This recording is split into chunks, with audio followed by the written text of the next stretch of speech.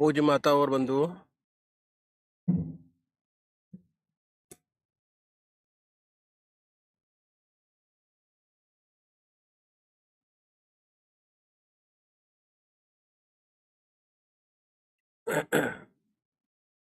पूज्य माताओं, बंधुओं,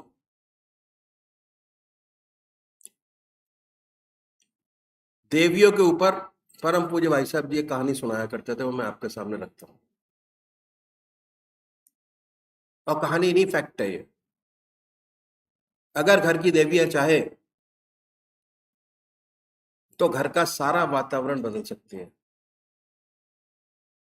बहुत आराम से। अगर उनमें सच्ची भक्ति का उदय हो जाए तो उनके साथ साथ सारे घर का ही उद्धार हो जाएगा। ये देवियों के लिए कहा गया है।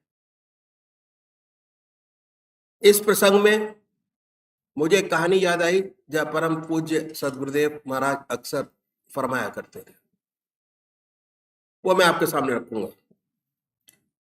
गोपालपुर में देवीदास नाम के एक प्रतिष्ठित सज्जन रहते थे। कुछ खेतीबाड़ी भी होती थी, परंतु मुख्य व्यवसाय महाजनी का था। अपने कारोबार में बड़े चतुर थे, चलते पुर्जे थे। आसामी को 10 रुपए देते तब 15 रुपए का कागज लिखवाते। 25 रुपया सैकड़ा से 75,000 और 100% का सूद। मजाल क्या कि एक दफे कर्ज आदमी ने ले लिया तो 3 पुश्तों तक उनसे छुटकारा पा जाए। अगर कहीं जगह जमीन फंस जाती तो 10-5 बरस के बाद अवश्य उनकी हो जाती। यह उनका धंधा था। इसके सिवा बड़े मिलनसार, हंसमुख, सहनशील और मृदुभाषी थे। शायद यही गुण उनके रोजगार का मुख्य सहायक थे, या असल में वे ऐसे ही स्वभाव के थे, चाहे बनावटी हो। क्योंकि असली रूप में किसी से सहानुभूति करते कभी नजर नहीं आए। कभी दरवाजे पर भूखा भिखारी आ गया तो उससे कुछ देना तो दूर रहा, समय पर इस मित्रों और नातेदारों तक को टकरा देते। ये था उनके सद्गुणों का असली पहलू कि घर पर जो भी आया टरका दिया। साधु आया, कपड़े उतार लिए उसके, है ना। ये था। रामदत्त उनका अकेला बेटा था। वह भी बाप के शील स्वभाव का तो था ही, मगर दिल में कुछ नरम था। उसका विवाह एक भले घर की सुशील कन्या से हो गया। ईश्वर जिस भक्त पर कृपा करता है उसे किसी न किसी तरह से किसी संत से मिला देता है। ये जरूरी नहीं कि वह साधु रूप में हो।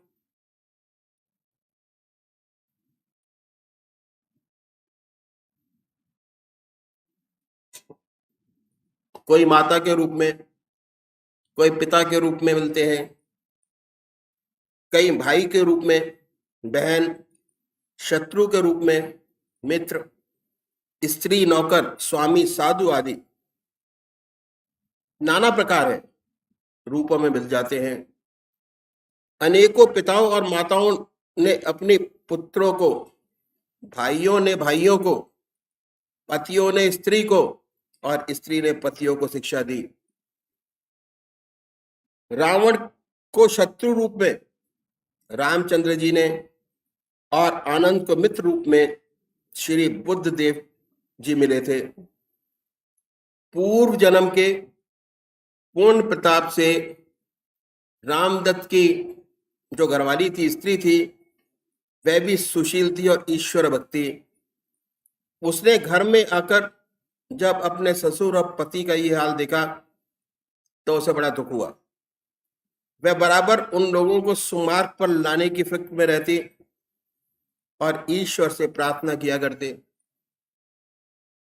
देवयोग से एक महात्मा इनके घर पर पधारे और दरवाजे पर आवाज दी। सत्यवती, रामदत्त की स्त्री, की इच्छा हुई कि भिखारी को कुछ भीख दे दूं, परंतु वहां तो कभी भिखारी को भीख मिलती ही न थी। वह बोली महाराज, हमारे घर में ताजा भोजन नहीं बनता, बासी खाया जाता है। भिखारी चला गया।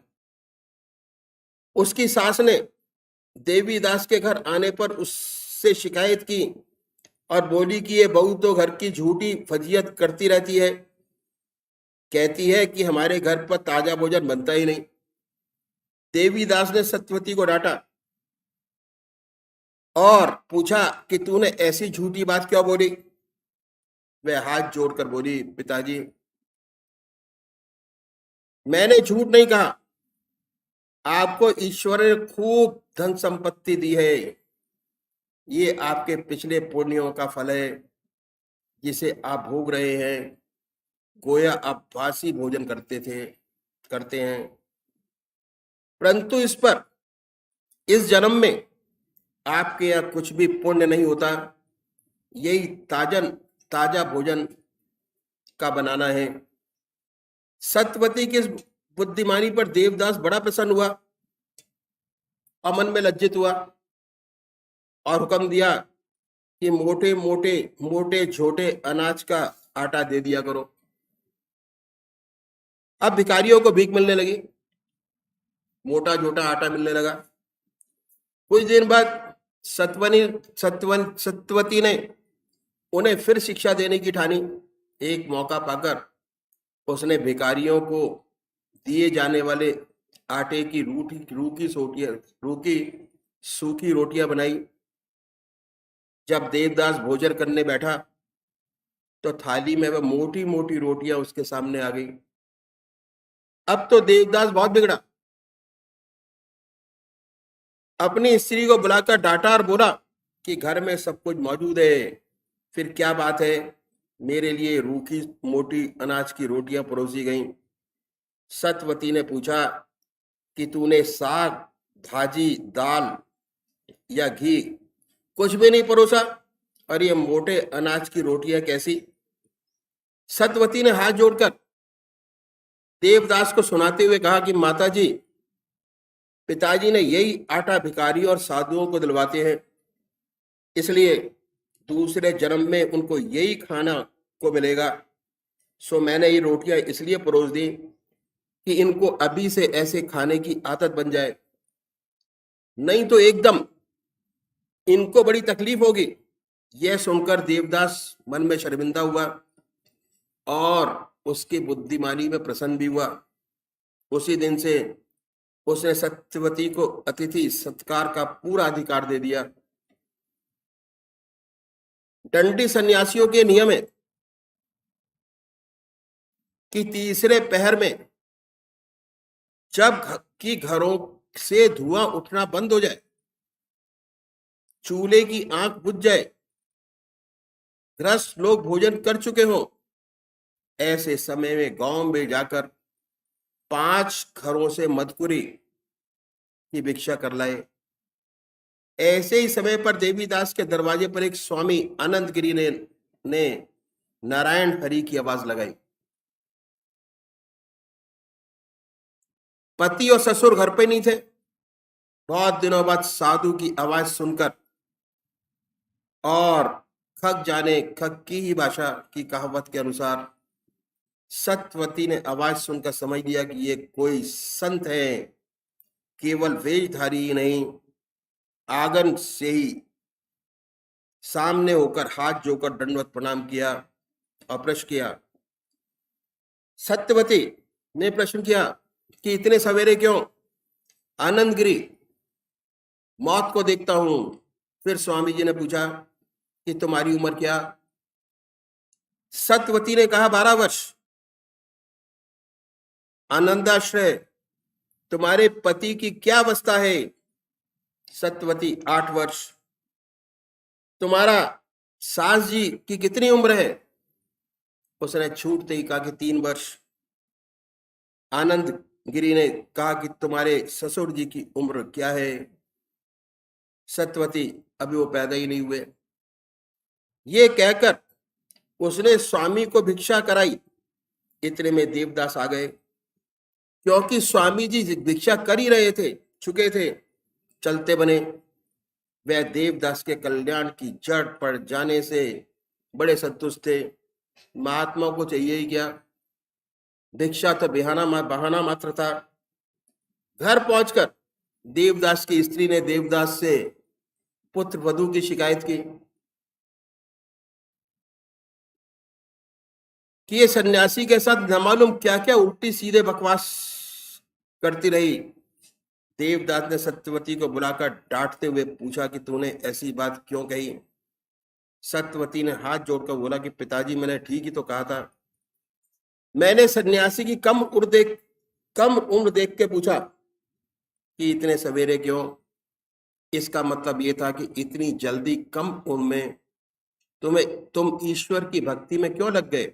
उसने जवाब दिया, मौत को देखता हूं, न मालूम कब मृत्यु आ जाए। उसने जवाब दिया कि मौत को देखता हूं, ये ख्याल सदा ही रहता है। इससे ईश्वर भजन में जल्दी की। फिर उन्होंने ये पूछा कि तुम्हारी अवस्था क्या है? सो पिताजी, मनुष्य के वो ही दिन सफल होते हैं जिसमें वे ईश्वर का भजन कर ले। मैंने 12 वर्ष से ईश्वर का भजन करना शुरू किया, इसलिए मैंने अपनी उम्र 12 वर्ष की बताई। मेरे संग रहने और देखने भालने से आपके पुत्र का दिल भी ईश्वर प्रेम में लग गया, और वो भी 8 वर्ष से भजन कर रहे हैं, इसलिए उनकी अवस्था मैंने 8 वर्ष की बताई। मैंने मेरी और अपने लड़के की देख और संग के प्रभाव से माता जी के हृदय में भक्ति भाव का अंकुर फूटा, और 3 वर्ष से वह भी ईश्वर की याद में लग गई, इसलिए उनकी उम्र मैंने 3 वर्ष की बताई। परंतु आप में अभी तक ईश्वरीय भक्ति नहीं जागी, यानी ईश्वरीय भक्ति में अभी तक आपका जन्म ही नहीं हुआ। देवदास सुनकर के शुभ संस्कार उदय हुए, ये बात सुनते ही उसे होश आया। एकांत में जाकर ईश्वर से अपने पापों की क्षमा मांगी, पश्चाताप किया, रोया और ईश्वर भजन में प्रेम पूर्वक लग गया। ये घर की जो माताएं हैं वो बहुत कुछ कर सकती है घर के लिए, बहुत कुछ। सारा घर पलट दिया और बड़े आराम से पूरे घर को सत्संग में लगा दिया। अब हम आते हैं तीसरे स्टेप पर। अभी तक हमने 16 घंटे बनाए अपने,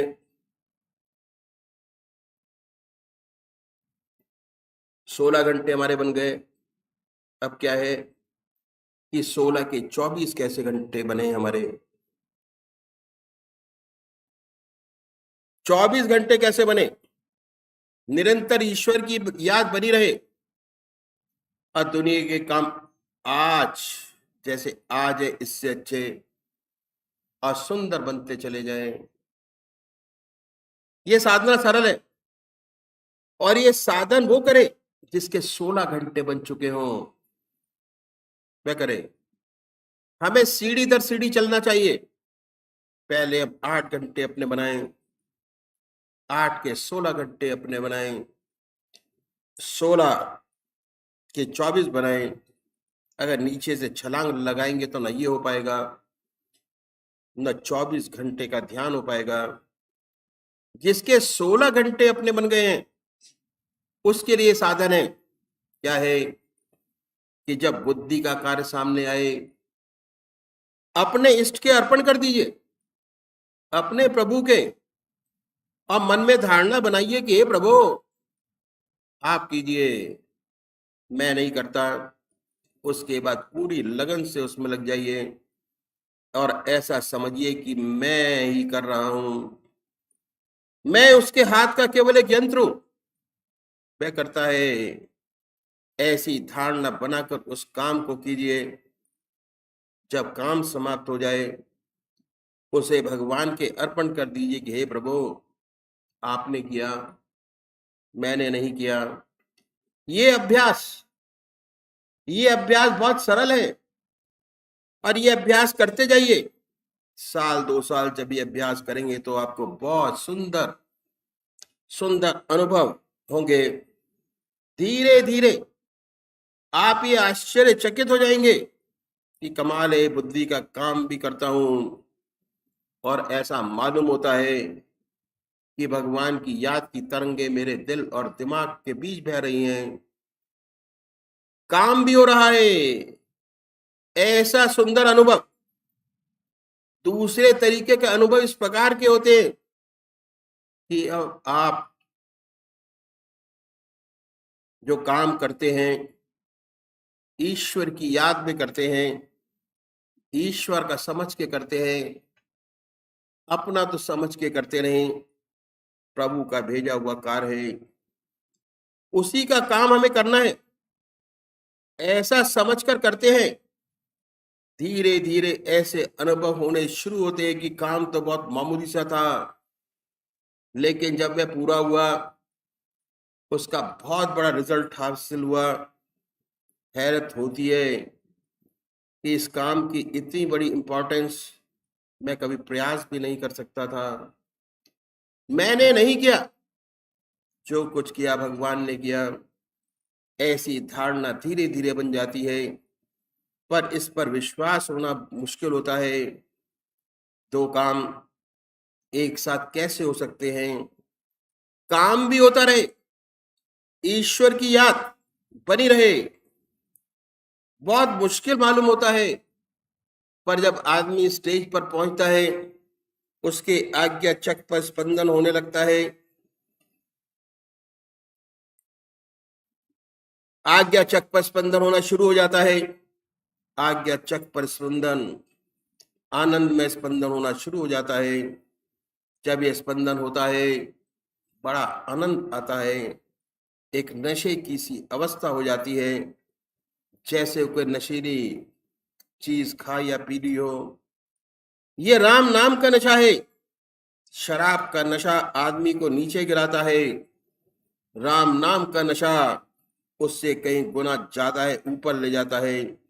बड़ी ऊंची भावना पैदा होती है। इस नशे का असर यही है, परोपकार, विषबंधित, यूनिवर्सल प्रार, परमात्मा की भक्ति, सुंदर सुंदर विचार पैदा होते हैं इस नशे से। जब साधक को एहसास होता है कि काम भी हो रहा है पूरी लगन के साथ, लेकिन साथ साथ स्पंदन भी हो रहा है आज्ञा चक्र पर, नशे की सी हालत है, उस परमात्मा की याद निरंतर जारी है, भगवान की याद भी है और काम भी हो रहा है। ऐसा सुंदर अनुभव होता है, क्योंकि परमात्मा को काम अर्पण करने की आदत बना ली है। हे प्रभु आप कीजिए, मैं नहीं करता। और जो होता है ऐसी दशा में, बहुत सुंदर कार्य होता है। पूर्ण चित्त की एकाग्रता के साथ दिमाग बिल्कुल वहीं लगा होता है, इसलिए बहुत ऊंचा कार्य होता है, बहुत अच्छा काम होता है, और साथ साथ ईश्वर की याद बनी रहती है। निरंतर ये अनुभव होता रहता है कि मैं नहीं करता, मैं नहीं कर सकता था, परमात्मा करता है, मैं तो केवल उसके हाथ का एक यंत्र हूं। ऐसा सुंदर अवसर, जब ऐसी दशा हो जाती है, हर समय प्रभु का चिंतन बना रहता है। दुनिया के सारे काम, शारीरिक चाहे मानसिक, सारे काम बहुत सुंदरता से संपन्न हो जाते हैं। हृदय निरंतर परमात्मा की याद में बर्फ की तरह पिघलता रहता है। निरंतर उसकी याद बनी है, एक भी क्षण को उसकी याद के बगैर नहीं रहता। ऐसी सुंदर अवस्था बनती है। 24 घंटे का ध्यान, और दूसरों से कई सुंदर काम करता है। समस्त दुनियावी व्यवहारों में मैं सदा कुशल बना रहता है। अगर सांसारिक कामों में पीछे रह गया तो हमारी मंशा पूरी नहीं हुई। तारीफ तो तब है जब दुनिया के काम आज से अच्छे हों और साथ साथ ईश्वर में जीवन हो। परमात्मा की याद में बर्फ की तरह दिल पिघलता रहे। 10 बकार दिल बयार, ऐसी सुंदर अवस्था मिलती है इस अभ्यास से। कबीर साहब का नाम सुना होगा। कबीर साहब, संत कबीर, वे तत्व ज्ञानी थे। उन्होंने इस दशा का बड़ा सुंदर दिग्दर्शन किया है। कबीर साहब ने बगैर पढ़े लिखे थे, उनके लिए काला अक्षर भैंस बराबर, और जो उनकी वाणी थी वह हृदय से निकलती थी, और उसके अनुभव के आधार पर वह दूसरे लोग लिख लेते थे। बहुत सुंदर दर्शन उन्होंने इस दशा का किया है। कहा है, संतो सहज समाधि भली, संतो सहज समाधि भली। इस दशा को सहज समाधि कहा है। निरंतर ईश्वर की याद है, पूरा ज्ञान है, ध्यान भी बना हुआ है और काम भी हो रहा है। कहा है कि संतो सहज समाधि भली, गुरु कृपा जिस दिन से जागी, निश दिन अधिक चली। ये जो सहज समाधि की अवस्था है बड़ी सुंदर है, और मन की एकाग्रता से आती है। चित्त की एकाग्रता से, अपनी मेहनत से, बड़ी मुश्किल से आती है। असंभव ही है, लेकिन अगर किसी संत की सोबत मिल जाए, जिसका हृदय निरंतर 24 घंटे परमात्मा की याद में लगा रहता है, उसकी सोबत से ध्यान बनने लगता है। उसके सनद से ही ध्यान बनने लगता है।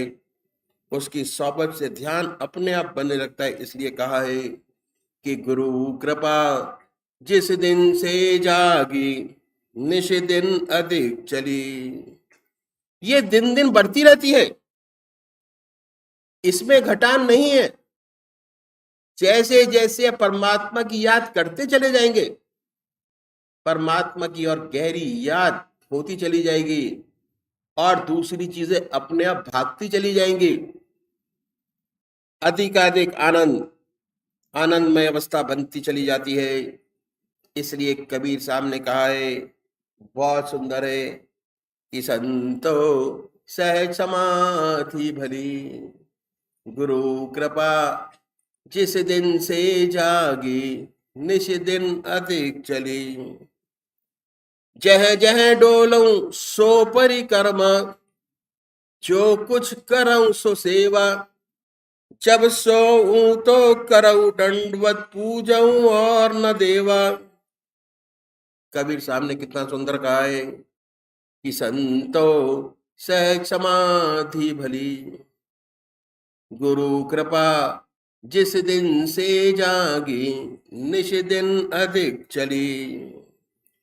जह जह डोलऊं सो परिक्रमा, जो कुछ करऊं सो सेवा। जब सोऊं तो करऊं दंडवत पूजऊं और न देवा। जहां जहां ऐसा व्यक्ति चलता है वह परिक्रमा करता होता है। जो कुछ करता है वह सेवा करता है। जय जय डोलऊं सो परिक्रमा। जब हम मंदिर में जाते हैं, क्या होता है, जब हम मंदिर में भगवान की परिक्रमा करते हैं तो झरोकों से भगवान को निहारते जाते हैं। भगवान के ध्यान में ही डूब कर चलते हैं, चल नहीं रहे, परमात्मा की सच्ची परिक्रमा कर रहे हैं। जो कुछ करऊं सो सेवा। सच्ची सेवा करता है, बहुत बड़ी सेवा होती है। संसार के दावानल से झुलसे हुए हृदय आते हैं, आए बैठे शांति लेकर जाते हैं, शांति और आनंद लेकर जाते हैं, सुख और शांति लेकर जाते हैं। कैसे सच्ची सेवा है, दूसरे की आत्मा खिलती है, सच्ची सेवा होती है। जय जय डोलऊं सो परिक्रमा, जो कुछ करऊं सो सेवा। जब सोऊं तो करऊं दंडवत पूजऊं और न देवा। ऐसा व्यक्ति जब सोता है, भगवान की गहरी याद में डूबकर सोता है,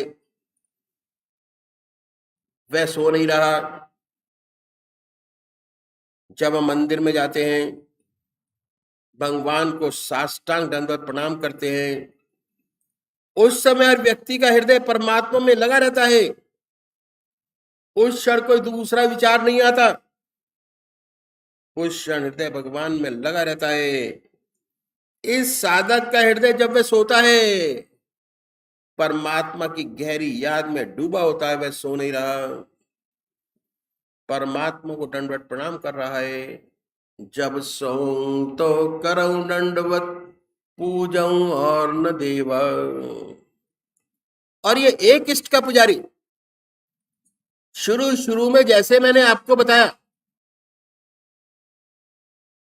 कि जो साकार पुजारी है, उनको अपना इष्ट निश्चित करना बहुत जरूरी है, एक इष्ट, तभी चित्त की एकाग्रता प्राप्त हो सकेगी, नहीं तो नहीं हो पाएगी।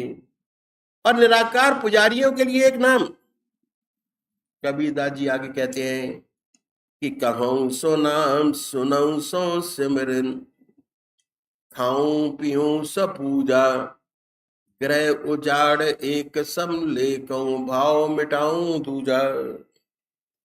ऐसे व्यक्ति की जो वाणी होती है, उसमें भगवान की लीला का ही वर्णन होता है। परमात्मा के गुण अनुवादों में ही उसको सच्चा आराम मिलता है, आनंद मिलता है, सुख मिलता है। निरंतर आत्मा के शब्द को चूसता रहता है और कहता है ईश्वर का नाम, सुनता है ईश्वर का नाम। और जब भोजन करता है तब भगवान को अर्पण करके करता है, हर ग्रास परमात्मा की याद में खाता है, भगवान को सच्चा नैवेद्य चढ़ा रहा है, सच्ची पूजा उससे बन रही है।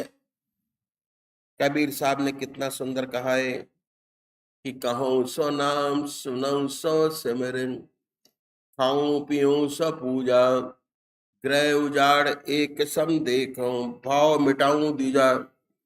ऐसा व्यक्ति निरंतर अपने आत्मा के आनंद को चूसता रहता है। आप उसे मखमल के गद्दे पे सुनाए या नीचे जमीन पर सुनाए, कोई फर्क नहीं पड़ता, कोई अंतर नहीं। चाहे बड़े महल में रखे, झोपड़ी में रखें, उसका उस पर कोई प्रभाव नहीं पड़ता, क्योंकि उसे तो इसका पता ही नहीं कि क्या हो रहा है, वह तो जानता ही नहीं कि उसकी जिंदगी कैसे चल रही है। वह तो निरंतर परमात्मा की याद में लगा रहता है, अपने आत्मा के रस को ही चूसता रहता है। इस सेवक के गुरुदेव कहा करते थे, बहुत सुंदर बात कहते थे। वो कहते थे कि निशाते जिंदगी है, निशाते जिंदगी है, जिंदगी का यो बसर होना। निशाते जिंदगी में जिंदगी से बेखबर होना सबसे ऊंची जिंदगी है। दुनिया के सारे वैभव आपके पास मौजूद है, लेकिन इसका इसे एहसास ही नहीं। उन सब वैभवों का एहसास रत्ती भर नहीं, उसका हृदय तो निरंतर अपने आत्मा के रस को चूसता रहता है। उसका मन अपनी आत्मा में लगा रहता है, उसी के आनंद में निरंतर लेता रहता है। यही है सच्ची जिंदगी। ग्रह उजाड़ एक सम लेखूं, भाव मिटाऊं दूजा। एक और इस सेवक ने अपने प्रवचन में बतलाई कि गीता में साधन की दृष्टि से 4 विशेष बात बतलाई। पहली आहार की शुद्धि, दूसरी विहार की शुद्धि, तीसरा अभ्यास और चौथा वैराग। वैराग को हम लोग बहुत गलत समझते हैं। हम समझते हैं कि जो इंसान घर बार छोड़ दे, बीवी बच्चे छोड़ दे, धन दौलत छोड़ दे, जंगल में जाके बैठ जाए, उसे हम वैरागी समझते हैं। वास्तव में वैरागी नहीं है, त्यागी है। उसने हर चीज का त्याग कर लिया। वैरागी कौन है? वैरागी वो है जिसके हृदय में परमात्मा की गहरी याद है। सिवा उसके इसका मन इधर उधर नहीं जाता। जब आप पूजा में बैठते हैं, अगर सच्ची पूजा आपसे बनती है तो आपका चित्त परमात्मा में एकाग्र हो जाता है, दूसरे विचार नहीं आते। जितने समय आपकी ऐसी अवस्था है, उतने समय आपसे ऊंचा कोई वैरागी नहीं, परमात्मा के समीप है। माया और संसार से दूर है। यही अवस्था आपकी बढ़ती चली जाए। निरंतर प्रभु की याद में हृदय डूबा रहे। कोई काम आया, उस प्रभु की याद है, प्रभु का कार्य है, प्रभु की याद में किया जा रहा है। काम खत्म, उसको अर्पण, उसकी याद बनी है, एहसास है ईश्वर का। तो आपसे बड़ा कोई वैरागी नहीं। आप सच्चे वैरागी हैं, इसी दुनिया में, इसी संसार में हैं। लेकिन दुनिया की वस्तु आपको छुएगी नहीं। और वैराग आता है अभ्यास से, त्याग से वैराग नहीं आता। अगर आज तक जो अभ्यास करने की पद्धति आपको अब तक बतलाई कि भोजन कैसे करें, कैसे सोएं, कैसे कुल्ला मंजन करें, कैसे स्नान करें, कैसे ईश्वर की याद को निरंतर बढ़ाए रखें, जैसे जैसे आपकी जिंदगी में ईश्वरीय नाम आता चला जाएगा, ध्यान बढ़ता चला जाएगा, कायम होता चला जाएगा, इसी दुनिया में, इसी संसार में, बच्चों के बीच, दफ्तर में, लेकिन वैराग की अवस्था बढ़ती चली जाएगी। आप सच्चे वैरागी हो जाएंगे। इसलिए कबीर साहब ने कहा है कि ग्रह उजाड़ एक सम देखूं, भाव मिटाऊं दूजा। चाहे उसे महल में सुलाइए, चाहे झोपड़ी में, कोई फर्क नहीं पड़ता। एक और सुंदर किस्सा याद आ गया। एक फकीर था, एक बादशाह था। बादशाह का महल था, बीच में सड़क थी। फकीर सड़क के दूसरे किनारे पर रहता था। एक झोपड़ी थी, फकीर झोपड़ी में रहता। बादशाह की उठते बैठते उस फकीर की पर निगाह पड़ती। मैं सोचता कि बेचारा बड़ा दुखी है, बड़ा कष्ट में जीवन है। टाट पर सोता है, टाट पर बैठता है, लंगोटा बना कर रहता है। सर्दी का मौसम आया, एक दिन बहुत ठंड पड़ रही थी। राजा अपने महल में आया, सारे हीटर्स उसने चालू करा दिए। उसके बाद पतली पतली रजाइयां, एक के ऊपर एक रजाई पड़ती रही बचने के लिए। बादशाह की निगाह सामने फकीर की झोपड़ी पे गई तो क्या देखता है? उस फकीर ने एक लक्कड़ जलाया हुआ है। उस लक्कड़ में आग लगाई हुई है और उस लक्कड़ के सामने ध्यान में बैठा मस्त है। राजा ने सोचा फकीर आज, वजीर ने सोचा कि फकीर आज कितनी परेशानी में होगा ठंड के कारण। थोड़ी देर बाद इस राजा इसको भी नींद आ गई। इसे भी होश नहीं रहा कि हीटर चालू है कि नहीं, ठंड है कि नहीं। थोड़ी देर बाद उस फकीर को भी नींद आ गई। वह भी लक्कड़ के पास लेट गया। एक टाट बिछा हुआ था, दूसरा टाट ऊपर से ओढ़ा, लक्कड़ भी बुझ गया। उसने अपनी बेटी से पूछा, बेचारा बड़ा अभागा है, पर सो कैसे गया? बड़ा ताज्जुब है कि इसको नींद कैसे आ गई।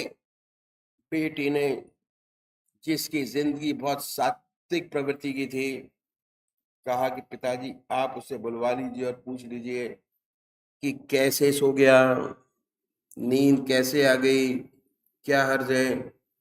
बुलाने के लिए उसने अपना चौकीदार भेज दिया। चौकीदार गया और कहा कि आपको वजीर साहब ने याद किया है। वह उठा और कहा कि मैं अभी 1 घंटे बाद आऊंगा। 1 घंटे के बाद बादशाह साहब की खिदमत में हाजिर हो जाऊंगा। चौकीदार गया और उसने बादशाह साहब को बताया कि वह 1 घंटे बाद आएगा। बादशाह को नगार गुजरा। मैंने उसे बुलाया था, फौरन भागना चाहिए था। कहता है 1 घंटे बाद आएगा। तो बेटी ने कहा कि भैया ठीक तो है, अभी उठाए, शौच जाएगा, मंजन कुल्ला करेगा, मुंह हाथ धोएगा, तभी तो आएगा, टाइम तो लगेगा। बादशाह शांत हो गया। 1 घंटे बाद मुंह हाथ धोकर फकीर आया, आकर बादशाह के महल में पहुंच गया। बेटी ने दरवाजा पहुंचाया, खोला, बुलाकर उसको अंदर बैठा लिया। राजा ने उससे प्रश्न किया कि रात कैसी कटी। उस फकीर ने उत्तर दिया कि कुछ तेरे जैसी और कुछ तेरे से अच्छी। बादशाह को बड़ा गुस्सा आया। कहता है कुछ तेरे जैसी और कुछ तेरे से अच्छी, इतनी सर्दी, इतने हीटर्स चालू, टाट पर सुकड़ रहा था। कहता है कुछ तुझसे अच्छी। बड़ा गुस्सा आया। उसने कहा कि भाई अच्छी कैसे कटी और मेरी जैसे कटी। बड़ा सुंदर उसने जवाब दिया। उसने कहा कि राजन, जब तू महल में ढाकिर हुआ, सर्दी से ठुठर रहा था, सारे हीटर्स चालू कराए, उसके बाद एक रजाइयां तेरे ऊपर पड़ती चली गई। ठंडक जब कम हुई तो तू सोचने लगा कि मेरा जो वजीर है बड़ा शक्तिशाली हो रहा है, प्रजा उसको ज्यादा मानती है, कहीं ऐसा ना हो कल गद्दी का मालिक हो जाए। उसके बाद ये तू सोचता रहा कि पड़ोसी राजा है, वो बहुत शक्तिशाली हो गया, कहीं ऐसा नहीं कि वो तेरी राज को हड़प ले। तो तू इन विचारों में पड़ा था और मैं उस समय प्रभु से बातें कर रहा था, प्रभु के सामने बैठकर मेरा ध्यान लगा था।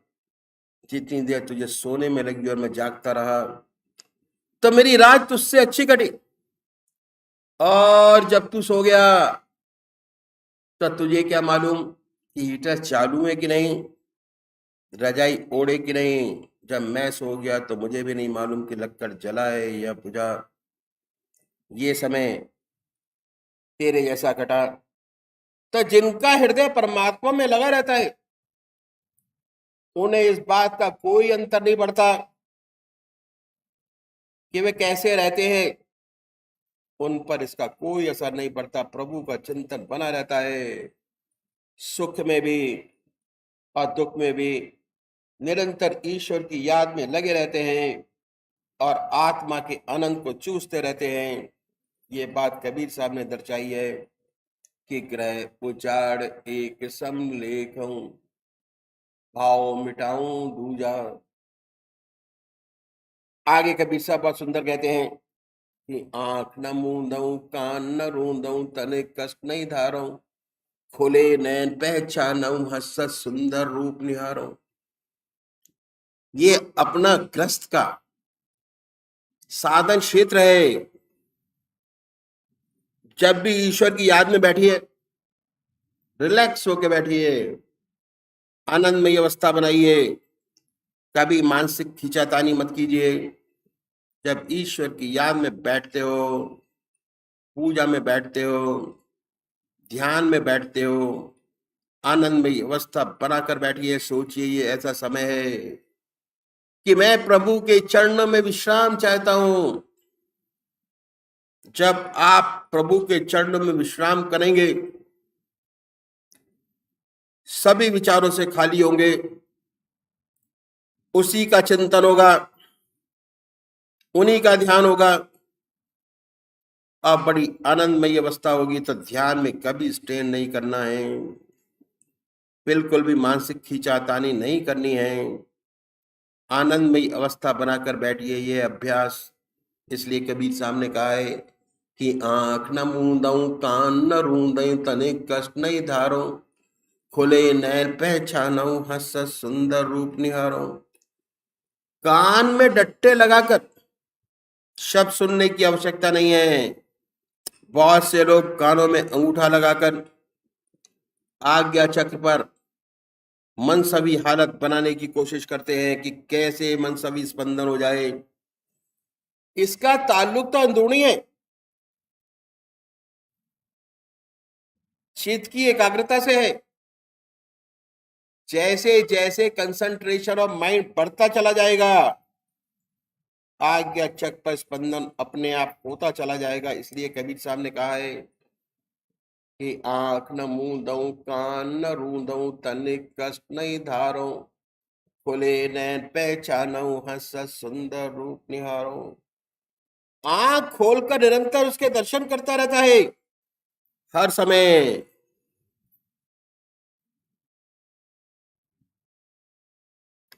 हर समय उसका हुजूर, उसकी आगाही एक मिनट के लिए भी अलग नहीं होती। ऐसी सुंदर अवस्था को प्राप्त होता है।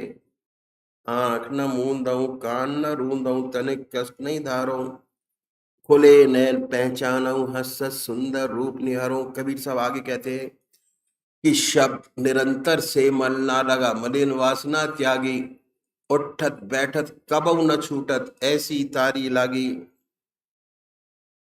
शब्द निरंतर से मन लगा, शब्द निरंतर से मन लगा, निरंतर उस परमात्मा का चिंतन है। हृदय में जो देवी शब्द हो रहा है, निरंतर उसे सुनता रहता है। शब्द निरंतर से मन लगा, मलिन वासना त्यागी, क्योंकि उसका हृदय परमात्मा की याद में गहरा डूबा हुआ है। उसके मन में कभी भी मलिन विचार पैदा ही नहीं होता। निरंतर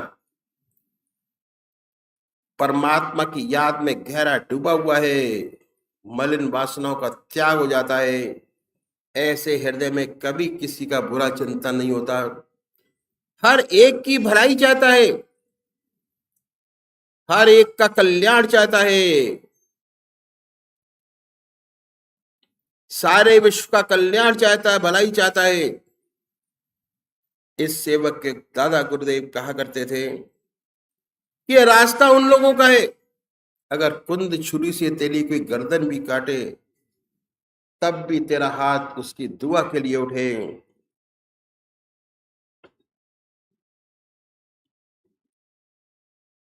संत अपना बुरा चाहने वालों को भी हमेशा भला करते हैं। उनकी ऐसी आदत हो जाती है, जब भी अवसर मिलता है, अगर कोई उनकी बुराई करता है, उनका बुरा चाहता है, परमात्मा जब मौका देता है तब भी उनकी सेवा करते हैं।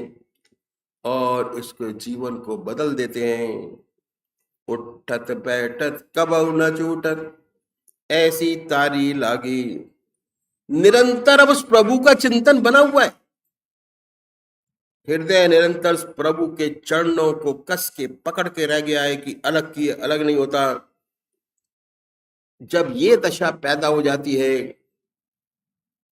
24 घंटे निरंतर परमात्मा की याद बनी रहती है, ऐसी दशा प्राप्त हो जाती है, अब परमात्मा अपने भक्त का हाथ पकड़ लेता है।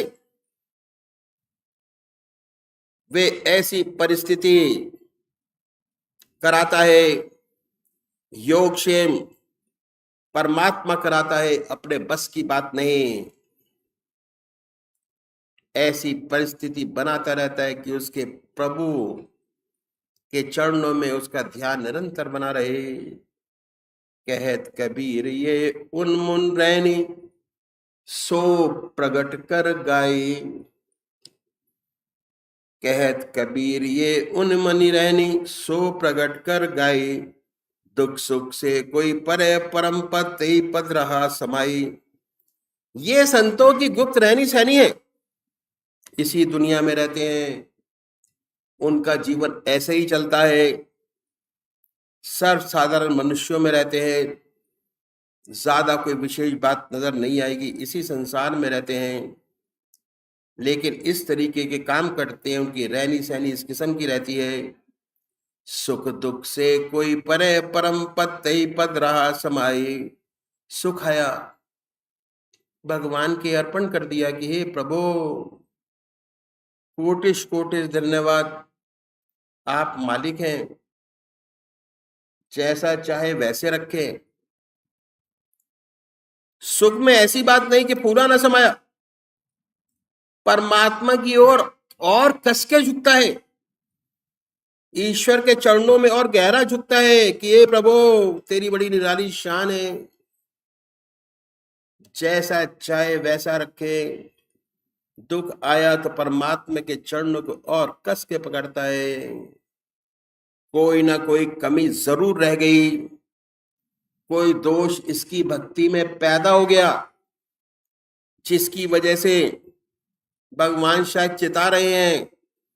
ईश्वर के चरणों को और गहरा कस के पकड़ता है, और अधिक ध्यान दुख में और सुंदर ध्यान बनता है। और बाद से समय, ऐसे समय में इतना बड़ी बड़ी मंजिलें पार करता है तो उसका दुख भी आनंद में बदल जाएगा, क्योंकि परमात्मा के चरणों को और कस के पकड़ता है।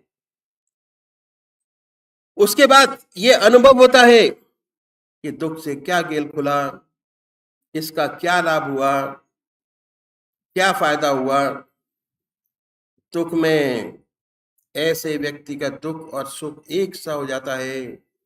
सुख में फूलता नहीं, दुख में ईश्वर के चरणों को और कस के पकड़ता है।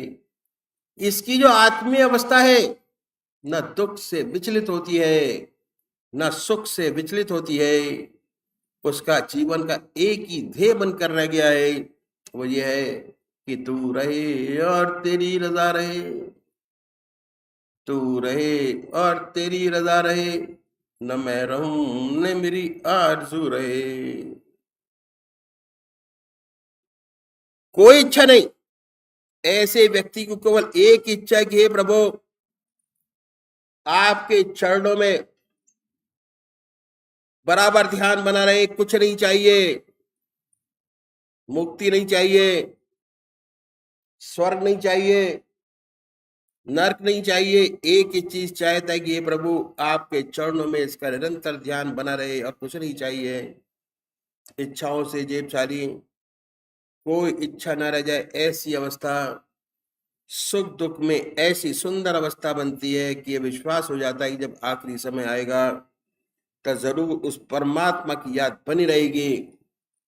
वेद भगवान ने कहा है कि जो व्यक्ति मुझे याद करते करते अपना शरीर फूल की तरह छोड़ता है, मुझे पाता है, जरूर ज्योति से ज्योति एकाकार होगी। ऐसा विश्वास हो जाता है, ऐसा उसका जीवन बन जाता है। चलते फिरते, खाते पीते, सोते जागते, संसार का हर व्यवहार करते, निरंतर परमात्मा में उसका ध्यान लगा रहता है। उसका हृदय बर्फ की तरह अपने इष्ट की याद में पिघल रहा है, 24 घंटे का ध्यान। इस तरह हम देखते हैं कि कोई भी यदि व्रत करे तो गृहस्थ आश्रम में रहते हुए कितना ही व्यस्त जीवन क्यों ना हो, अपना जीवन ईश्वर में बना सकता है। दिन के 24 घंटे परमात्मा की याद कर सकता है बड़े आराम से। लेकिन प्रभु चिंतन, दुनिया के काम आज से और अच्छे तरीका आसान लगता है, पर बिना किसी सहारे के मंजिल पर पहुंचना कठिन है। अध्यात्म में इसी सदगुरु, इसी सहारे को सदगुरु कहा जाता है। परमात्मा तू ही है, तेरी इच्छा पूर्ण।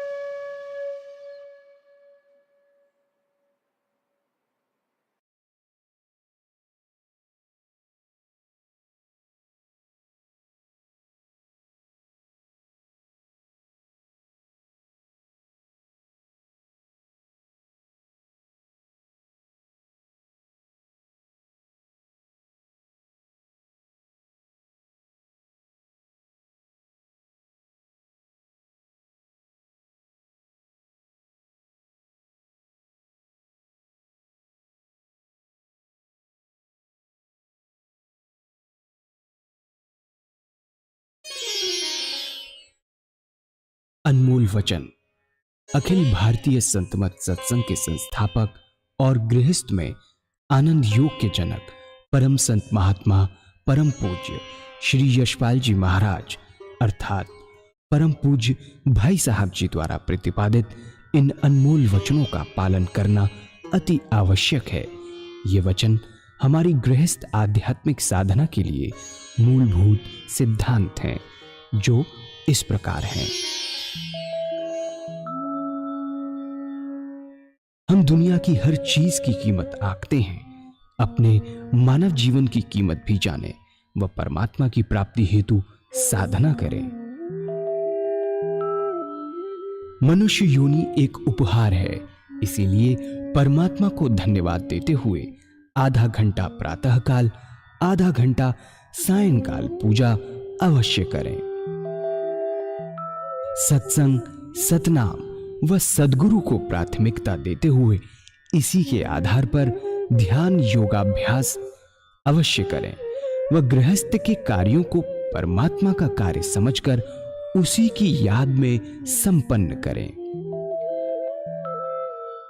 हर समय ये ध्यान रहे कि गुरु कृपा द्वारा परमात्मा की पवित्र सत्ता का हमारी आत्मा में वास है, अतः मन में निरंतर अपने इष्ट देव का जाप करें। मान सम्मान की इच्छा ना करें व अपमान से दुखी ना हो। परमात्मा के अतिरिक्त किसी और का भय ना करें। दूसरों की बुराई न करें, न सुने, सत्य व मधुर बोलें, अश्लील शब्द मुंह से ना निकालें, सभी से नम्रतापूर्ण व सुंदर व्यवहार करें। धर्म पत्नी के अतिरिक्त अपने से बड़ी से माता जैसा, बराबर की से बहन जैसा व छोटी से पुत्री जैसा व्यवहार करें। सांसारिक जीवन यापन की आवश्यकताएं अंतहीन है, इसीलिए अधिक से अधिक समय सत्संग में व धन परोपकार में खर्च करें।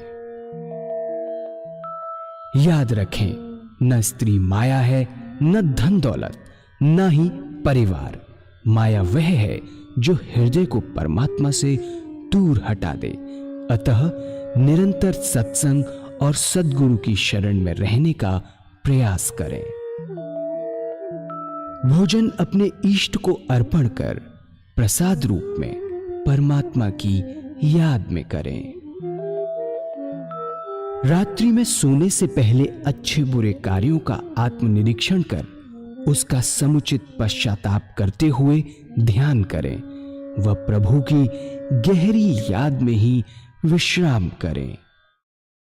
परमात्मा तू ही है, तेरी इच्छा पूर्ण हो।